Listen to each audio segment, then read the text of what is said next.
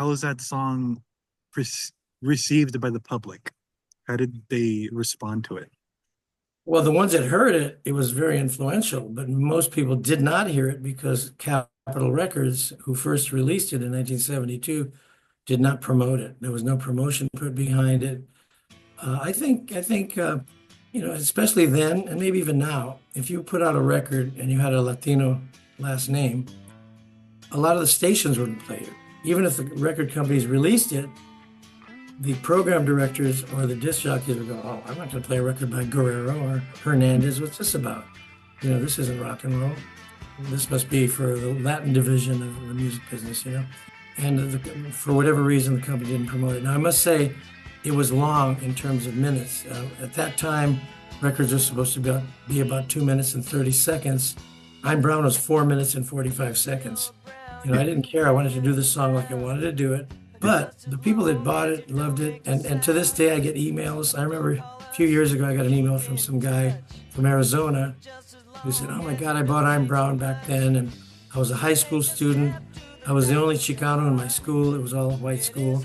And he said, that record gave me some pride and helped me get through high school, stuff like that. You hear stuff like that. I'm Brown has been recognized by the Grammy Museum.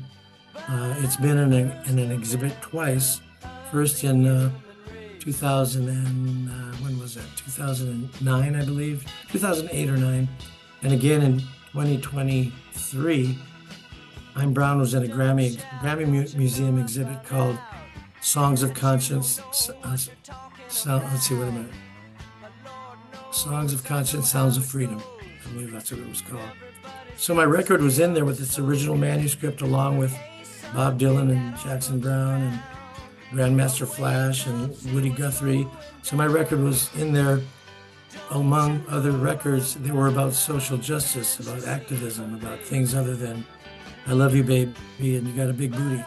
Plus, it's been in a couple of books. That's one of my big goals. I want more and more people in general, but particularly Latinos, and more particularly Chicanos, to know about this song, the young ones.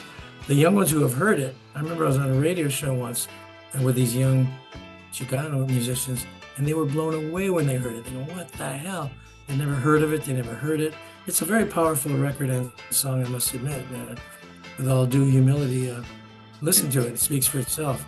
The lyrics are strong. The first verse says, "You're Brown, you can hang around just as long as you don't make a sound. Don't call us, we'll keep in touch just as long as you don't say too much. So take a step to the back of your heart. It isn't much, but you know it's a start. Don't you know I'm Brown? Can't you see my face?